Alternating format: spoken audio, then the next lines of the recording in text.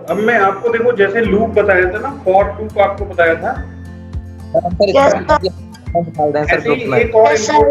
ऐसे ही एक और आपको इम्पोर्टेंट स्टेटमेंट बताता हूँ मैं आपको, और जिसका नाम है, ये डिसीजन मेकिंग के लिए यूज किया जाता है सर।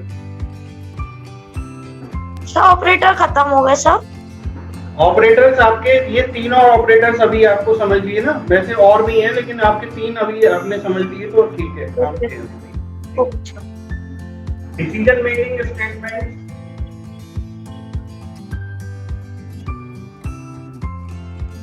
है ना। तो डिसीजन मेकिंग में देखिए बहुत बार ऐसा होता है बेटा, या almost you will not find any program where you have not to make any decision. Decision आपको बनाना लेना पड़ता है हमेशा, किसी ना किसी रूप में डिसीजन हमें प्रोग्राम में लेना पड़ेगा। अब आपको मैं बताता हूँ कि हम डिसीजन लेने के लिए किस स्टेटमेंट का यूज कर सकते हैं। तो हमारे पास एक स्टेटमेंट है, इफ स्टेटमेंट,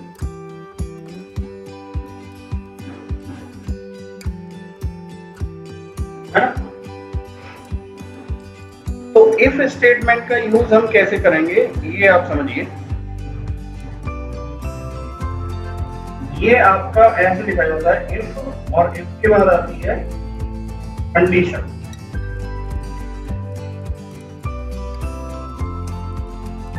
कॉलम और स्टेटमेंट।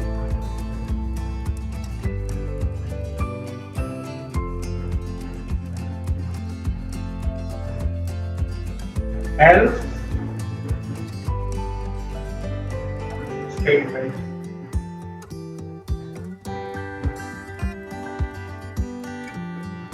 तो अब आप ये समझिए कि हमें इंस्ट्रक्शन कंप्यूटर को ऐसे देना है कि अगर ये कंडीशन ट्रू हो तब ये वाला काम हो, और अगर ये कंडीशन फॉल्स हो तब ये वाला काम हो। हैं? समझ रहे हैं बात को? अगर ये कंडीशन ट्रू हो तो ये वाला काम हो, और ये फॉल्स हो तो ये वाला काम हो। ठीक है, प्रोग्राम से समझते हैं इसको। देखिए एक छोटा सा प्रोग्राम मैं आपको समझाता हूं। एक नई फाइल ओपन करेंगे, दिख रहा है screen? Yes sir. Yes sir. अब देखो हम एक छोटा सा प्रोग्राम से मैं आपको बताता हूं कि यस सर। हम ये चाहते हैं कि यूजर कोई भी नंबर एंटर करे और हम ये बता दें कि वो नंबर इवन है या ऑड है ना। तो इसके लिए देखिए एक छोटा सा प्रोग्राम मैं आपको समझाता हूं। हमें एक नंबर सपोज n है और उसको यूजर से इनपुट करवाना है। तो इनपुट करवाने के लिए एक फंक्शन होता है बेटा, इसमें ऐसे हम कर रहे हैं इनपुट, और एक मैसेज दे सकते हैं एंटर ए नंबर। ये मैसेज हमने दिया। तो देखिए ये जो पहला स्टेटमेंट है इसका मीनिंग क्या है आप समझिए। ये जो इनपुट स्टेटमेंट है, ये इनपुट स्टेटमेंट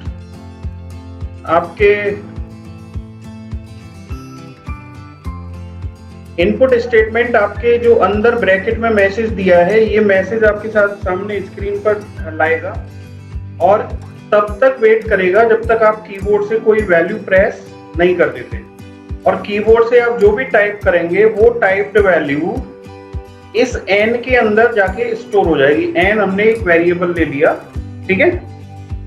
अब ये इंट जो लिखा हुआ है, इंट क्या कर रहा है यहाँ पर कि हम जब भी इनपुट फंक्शन से कोई भी वैल्यू एंट्री करते हैं कीबोर्ड से, तो कंप्यूटर उस वैल्यू को एक न्यूमेरिक वैल्यू नहीं मानता, वो उसको एक स्ट्रिंग मानता है, यानी एक कैरेक्टर के रूप में मानता है। तो उस न्यूमेरिक वैल्यू में चेंज करने के लिए उस वैल्यू को, क्योंकि हम कोई भी कैलकुलेशन अगर करना चाहें नंबर पर तो वो नंबर पर ही कर सकते हैं, कैरेक्टर्स पर कैलकुलेशन नहीं कर सकते, है ना। तो हमें उसको एक इंटीजर वैल्यू में चेंज कर लिया और फिर जाके n में स्टोर कर दिया।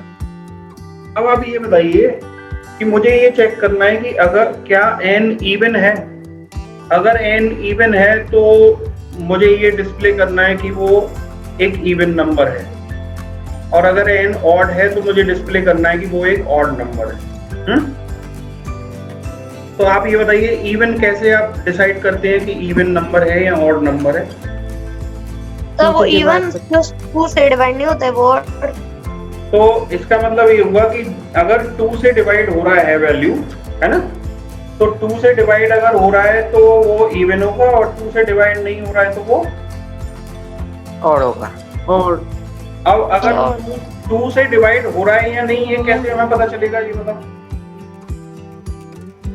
सर डिविजिबिलिटी Equal टेस्ट में अगर एंड में यूनिट प्लेस पे 0, 2, 4, 6 एंड 8 आए तो वो 2 से डिवाइड होते हैं।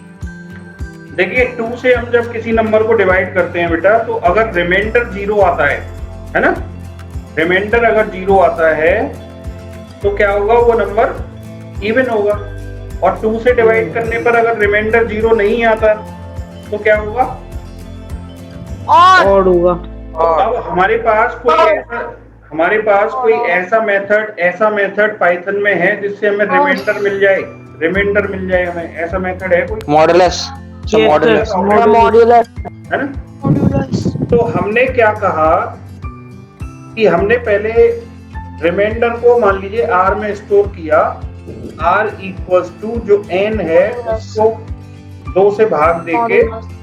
अब देखिए r की वैल्यू क्या होगी, n% 2 का जो रिजल्ट आएगा, यानी n की वैल्यू जो भी है, जो नंबर है, उसको 2 से भाग देने पर जो रिमाइंडर आएगा वो कहाँ स्टोर हो जाएगा, r के अंदर। r हमने एक वेरिएबल ले लिया। अब देखिए, अब हमने ये डिसीजन लिया कि इफ, है ना, इफ r इक्वल्स टू 0, अगर r 0 है तो क्या होगा, ये इवन होगा या ऑड होगा? इवन। तो हमने ये कहा, और प्रिंट के बाद हमने ये लिखा n इज इवन। और अगर ऐसी बात, अगर ये r इक्वल टू 0 नहीं है, फॉल्स है ये बात, एल्स हमने लिखा प्रिंट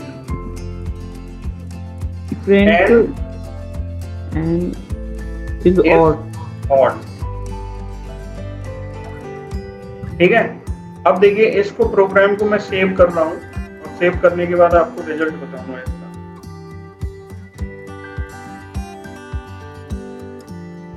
इवन ऑड, ठीक है। सेव।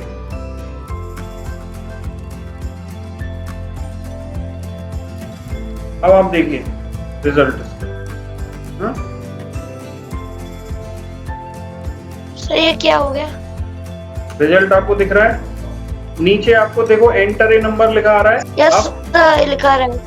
एंटर ए नंबर पे अब मैंने कोई नंबर एंट्री करना है। देखिए मैंने कहा 54, है ना, और 54 टाइप करके मैंने ये दबाया, तो क्या लिखा आया, 54 इज इवन। यही आंसर आना चाहिए ना? Yes sir.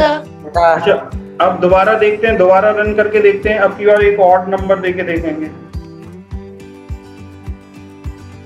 देखो एंटर ए नंबर ये लिखा आया। अब की बार मैं एक ऑड नंबर दे रहा हूँ, जैसे 7, तो इसने कहा 7 इज ऑड। तो ये हमारे प्रोग्राम के अकॉर्डिंग वाली मीटिंग होगी। सब पहले उसमें हमें फिट करना होता है कि मतलब कि क्या उसका क्या आंसर देना है।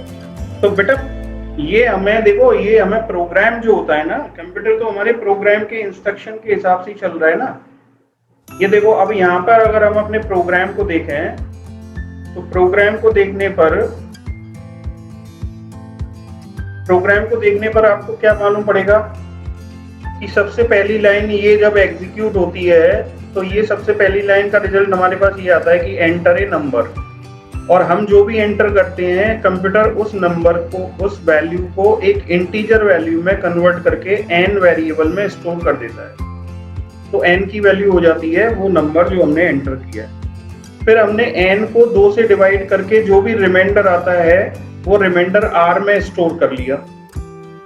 अब अगर हमने चेक किया, यदि r की वैल्यू 0 है तो ये n इज इवन, n की जगह क्या होगा, जो नंबर है वो प्रिंट हो जाएगा, और इज इवन की जगह जो मैसेज है इज इवन, बिकॉज हम जो कुछ भी कोट्स में लिखते हैं ना, प्रिंट करते समय जो कुछ भी कोट्स में लिखते हैं डबल कोट्स में, तो वो ऐसे ही डिस्प्ले हो जाता है स्क्रीन पर। तो इज इवन और इज ऑड ये तो मैसेज हो गया जो प्रिंट होगा, और एन जो लिखा है एन की वैल्यू प्रिंट हो जाएगी। समझ रहे हैं बात को आप? सर पहले हमें इंस्ट्रक्शन दे रहे होते हैं उसको। तो बेटा ये प्रोग्राम क्या है? Program is a set of instruction, है ना? Program is a set of instruction written to perform a specific task. तो हमें एक टास्क को परफॉर्म करने के लिए इंस्ट्रक्शन देने पड़ते हैं, वो इंस्ट्रक्शन ही तो प्रोग्राम कहलाते हैं। और कंप्यूटर हमारे एक सर्वेंट, ओबीडिएंट सर्वेंट की तरह उस प्रोग्राम के जो इंस्ट्रक्शंस हैं उनको वन बाय वन, टॉप से बॉटम की तरफ चलते हुए वन बाय वन उसको एग्जीक्यूट करता है। तो यही प्रोग्रामिंग है। प्रोग्राम के आप जितने भी सॉफ्टवेयर देखेंगे ना, वो सॉफ्टवेयर क्या होते हैं? सब प्रोग्राम्स ही तो होते हैं बेटा। और उन प्रोग्राम का रिजल्ट जो है वो हमें मिलता है, कोई ना कोई काम के रूप में मिलता है हमें वो रिजल्ट। अब जैसे देखिए, मैं एक और आपके सामने नया प्रोग्राम आपको बना के बताता हूँ। जैसे मान लीजिए हम ये कहें कि कोई भी 2 नंबर एंट्री करें हम, है ना? 2 नंबर एंट्री करने के बाद कंप्यूटर हमें बता दे कि उनमें बड़ा कौन सा है। तो देखिए, अब एक छोटा सा प्रोग्राम मैं आपको बना के और बता रहा हूँ।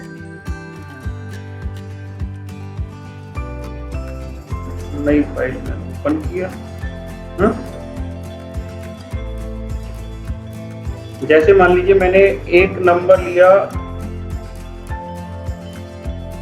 ए, और ए में मैंने यूजर से इनपुट करवाया फिर से कि कोई भी नंबर एंटर करे। ठीक है, इनपुट एंटर फर्स्ट नंबर। ये मैसेज आप कुछ भी दे सकते हैं, मैसेज तो आपके ऊपर है। एंटर फर्स्ट नंबर लिखा है मैंने, आप लिख सकते हैं एंटर ए नंबर, कुछ भी लिखिए। अच्छा, बी इक्वल्स टू मैंने लिखा दूसरे नंबर के लिए कि इनपुट करिए दूसरा नंबर, और एक मैसेज दिया यूजर को एंटर सेकंड नंबर।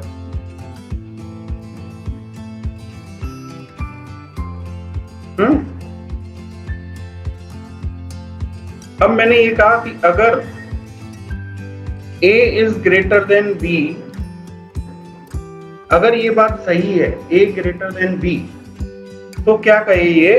प्रिंट करे a इज ग्रेटर नंबर, है ना? और अगर वो बात सही नहीं है a ग्रेटर देन b, तो ये क्या प्रिंट करे? Else print b is greater number. अब आप देखिए कि इस प्रोग्राम के हिसाब से अगर हम काम करेंगे तो पहले तो ये 2 नंबर हमसे पूछेगा, फिर ये चेक करेगा कि a ग्रेटर देन b है या नहीं। तो a ग्रेटर देन b अभी आपको बताया था, रिलेशनल ऑपरेटर जो है वो ट्रू या फॉल्स देते हैं। तो अगर a ग्रेटर देन b ये ट्रू हुआ तो ये वाला काम होगा जो लिखा है कि वो मैसेज प्रिंट कर देगा a इज ग्रेटर नंबर। और अगर ये फॉल्स हुई कि a greater than b false दे रहा है अगर, तो एल्स वाले पार्ट को एग्जीक्यूट करेगा और वो हमें देगा b इज ग्रेटर नंबर। तो अभी मैं अगर दोनों नंबर सेम हो, अभी बताते हैं दोनों नंबर सेम हुए तो क्या कहेगा, ये देख लेते हैं। देखिए अब मैं इसको एग्जीक्यूट करता हूँ। देखिए आप, ये कह रहा है एंटर फर्स्ट नंबर। मैंने सपोज फर्स्ट नंबर दिया 7, फिर इसने कहा एंटर सेकंड नंबर, मैंने कहा 54। ठीक है, तो आंसर क्या आया? 54 इज ग्रेटर नंबर। तो इस कंप्यूटर को नहीं पता है, कंप्यूटर तो मेरे प्रोग्राम के हिसाब से मेरे को रिजल्ट दे रहा है ना? समझ में आ रही है बात आपके, नहीं आ रही? Yes sir. अब जैसे आप कह रहे थे कि अगर हम दोनों वैल्यू एक जैसी दे दें तो क्या होगा? जैसे अगर मैं दे दूं पहली वैल्यू 7 और दूसरी वैल्यू भी 7, तो ये क्या कहेगा? 7 इज ग्रेटर नंबर है, क्योंकि हमारे प्रोग्राम के हिसाब से अगर ए और बी दोनों की वैल्यू 7 हुई तो 7 ग्रेटर देन 7 क्या होगा, ट्रू या false? Sir true. 7 greater than 7 true होगा कि फॉल्स होगा, बताओ? Sir false. फॉल्स होगा, फॉल्स। तो फॉल्स के False। केस में कौन सा वाला पार्ट काम करेगा फॉल्स के केस में?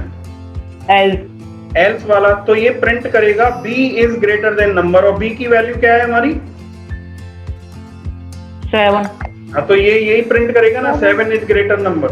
तो दोनों वैल्यू सेम होने पर चाहे वो ये वाली condition a greater than b true हो या फॉल्स हो, उसे यही प्रिंट करना है, या तो a इज ग्रेटर नंबर या b इज ग्रेटर नंबर, और दोनों की वैल्यू a और b की सेम है, तो वो यही प्रिंट करेगा ना कि 7 इज ग्रेटर नंबर। समझ रहे हैं बात को? अगर सर हमें ये भी डालना हो कि अगर दोनों नंबर सेम है तो वो लिखे दो, तो अगर देखो, both of number are same। अगर हमें ये करना है कि, तो हम देखो एक और क्लॉज यूज करेंगे इसमें, और वो होता है एलिफ। यानी हमारे पास बहुत सारी कंडीशन हो, जैसे हमने कहा एलिफ का मतलब है एल्स इफ, यानी हम एक दूसरी कंडीशन और लगाने जा रहे हैं कि b is less than a, b is greater than a, तो ये कहे b इज ग्रेटर नंबर, और लास्ट में हम एल्स लगाएंगे और प्रिंट करेंगे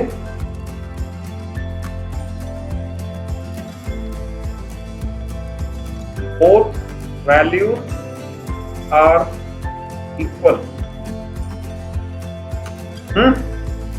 तो अब देखिए यहाँ पर इसको समझिए आप, अगर a ग्रेटर देन b ये बात सही हुई तो ये प्रिंट करेगा a इज ग्रेटर नंबर, नहीं तो वो यहाँ जाएगा एलिफ पे। एलिफ का मतलब एल्स इफ, यानी दूसरी कंडीशन को चेक करने जाएगा कि क्या b ग्रेटर देन a है, तो अगर ये बात सही हुई है ना, तो ये b इज ग्रेटर नंबर कर देगा। अगर ये भी गलत हुई b is greater than a, तो फिर वो इसमें लास्ट में एल्स पे जाएगा और ये प्रिंट कर देगा बोथ वैल्यूज आर इक्वल। अब देखते हैं हम रिजल्ट क्या रहेगा। देखिए ये मैंने F5 प्रेस किया, अब जैसे मैंने फर्स्ट नंबर 8 किया और दूसरा नंबर 5 किया, तो ये क्या कह रहा है, 8 इज ग्रेटर नंबर। ठीक है, सही दे रहा है आंसर। अब दोबारा मैंने रन किया, अब की बार मैंने क्या किया, 8 दिया और दूसरा वैल्यू दिया 45, तो इसने कहा 45 इज ग्रेटर नंबर। तीसरी बार आप एक और बार एग्जीक्यूट करते हैं इस प्रोग्राम को। तीसरी बार मैंने कहा 8 और 8, तो अब इसने क्या किया, बोथ वैल्यूज आर इक्वल। तो हमने अपने प्रोग्राम में जब तक प्रोसीजर नहीं लगाया था बोथ वैल्यूज इक्वल का, तो वो नहीं दे रहा था, लेकिन अब हमने वो कंडीशन भी लगा दी। समझ रहे हो आप? Yes sir. तो बेटा हम जो प्रोग्राम बनाएंगे, अगर हमें 3 कंडीशन रखनी है तो फिर हम इफ लगाएंगे या एलिफ? थर्ड एक और कंडीशन लगानी हो तो देखो एल्स तो सबसे लास्ट में लगता है बेटा। अगर आपको एक और कंडीशन होती तो इसके बाद जो एलिफ लगाया है उसके बाद एक और एलिफ लगा देते। आप कितने भी एलिफ लगा सकते हैं, 50 कंडीशन है तो 50 एलिफ लगाइए, लेकिन एल्स जो है वो सबसे लास्ट में आएगा। समझ रहे हैं बात को? Okay sir. और एल्स लगाना जरूरी नहीं होता है, एल्स अगर आपने नहीं लगाया है तो कंडीशन के फॉल्स होने पर कुछ नहीं होगा। एल्स वाले क्लॉज में वो तभी जाता है जब इफ वाली कंडीशन क्या होती है। अच्छा, अब मैं देखो एक और आपको प्रोग्राम छोटा सा और इफ स्टेटमेंट की हेल्प से करके बता दूंगा। एक ऐसा प्रोग्राम बना रहा हूं मैं जो आपको या तो एक स्क्वायर ड्रॉ करके देगा या फिर एक सर्किल ड्रॉ करके देगा। वो डिपेंड करेगा कि आप क्या ड्रॉ करना चाहते हैं। समझ रहे हैं बात को आप? और इसके लिए मैं यूजर से कहूंगा कि यूजर अपनी चॉइस एंट्री करेगा और उसकी चॉइस को मैं किस रूप में ले लूंगा, 1 या 2। उससे कहूंगा कि अगर आप सर्किल प्रिंट करना चाहते हो तो 1 प्रेस करो और स्क्वायर प्रिंट करना चाहते हो तो 2 प्रेस करो। तो देखिए अब मैं आपको जैसे क्योंकि हम टर्टल ग्राफिक्स का यूज करेंगे इसलिए इंपोर्ट करना जरूरी है टर्टल को। अगर आप टर्टल ग्राफिक्स का यूज नहीं कर रहे हैं प्रोग्राम में तो उसका यूज करने की जरूरत नहीं है, टर्टल इंपोर्ट टर्टल। तो सबसे पहले मैं यूजर से एक वेरिएबल ले रहा हूँ चॉइस के नाम से।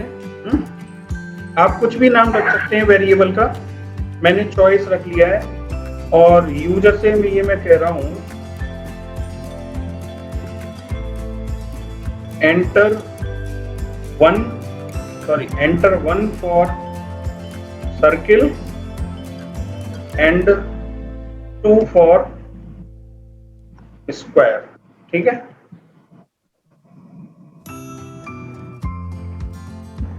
तो अब यूजर को मैंने एक मैसेज दिया कि वो या तो 1 एंटर करे अगर सर्किल चाहता है तो, और 2 एंटर करे अगर स्क्वायर चाहता है तो मैंने अब ये डिसीजन लिया कि अगर जो चॉइस में मेरे को वैल्यू मिली है वो क्या है, 1 है, डबल इक्वल लगाया मैंने, कंपेयर कर रहा हूं मैं, अगर चॉइस की वैल्यू 1 है तो मुझे क्या ड्रॉ करना है, सर्किल। तो मैंने ये कहा टर्टल डॉट सर्किल, और ये मैंने एक सर्किल का रेडियस दिया, सपोज करिए 30 रेडियस का, है ना। और एल्स में जाके मुझे अब रेक्टेंगल ड्रॉ करना है ना, तो स्क्वायर, तो स्क्वायर ड्रॉ करने के लिए आपको मालूम ही है टर्टल डॉट फॉरवर्ड, मान लीजिए 30 साइड का स्क्वायर मैंने प्रिंट करना है, और फिर टर्टल डॉट लेफ्ट 90, और लेफ्ट 90 के बाद फिर से क्या करना है मुझे, कंट्रोल C किया, 3 बार करना पड़ेगा। टर्टल डॉट फॉरवर्ड 30 फिर 90, फिर फॉरवर्ड 30 फिर 90, और लास्ट बार में केवल फॉरवर्ड, और ये मूव करने की जरूरत नहीं है। तो अच्छा बच्चों ये ध्यान रखिएगा कि जैसे एल्स में मुझे इतने सारे स्टेटमेंट जो लिखे हैं ना मैंने, है ना, इन सभी स्टेटमेंट को मैंने देखो इतना जगह छोड़ने के बाद में लिखा है। अगर मैं इसको इधर से लिख दूंगा ना, यहाँ से एल्स का ई स्टार्ट हो रहा है पहले वाला, तो ये फिर उसको उसमें नहीं मानेगा, एल्स वाले पार्ट में, है ना, अलग मानेगा। तो हमें जिस ब्लॉक में स्टेटमेंट लिखने हैं ना, जैसे एल्स में इतने सारे स्टेटमेंट हैं, वो सारे स्टेटमेंट एक इंडेंट के बाद आएंगे। ठीक है, तो देखिए अब इसको मैं सेव करता हूँ, ये मैं सेव किया,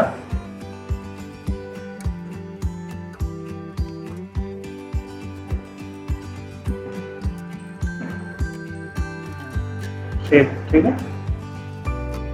अब मैं इसको रन किया,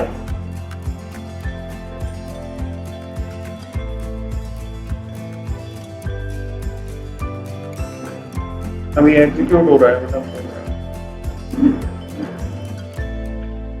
ये मैं एग्जीक्यूट किया, देखो enter 1 for circle and 2 for square, ये आ गया। अब मैं मान लो 1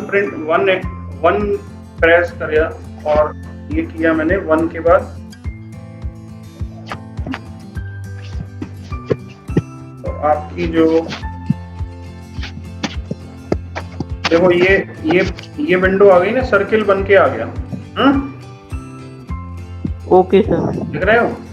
और अगर मैं इसको आपको देखो दोबारा रन करता हूं और दोबारा मैं आपको 2 दूंगा यहाँ पे, तो मैंने कहा 2 और एंटर किया है, तो 2 एंट्री करने के बाद आपके देखो ये जो पाइथन की विंडो आ गई, ये आपके रेक्टेंगल मतलब स्क्वायर बन गया एक। तो इस तरह से आप स्टेटमेंट्स का यूज अपने प्रोग्राम में कर सकते हैं। ठीक है, तो मल्टीपल कंडीशंस के लिए इफ के साथ में elif का यूज होता है, जैसे मैंने बताया आपको, इफ के साथ elif का यूज हम कर सकते हैं।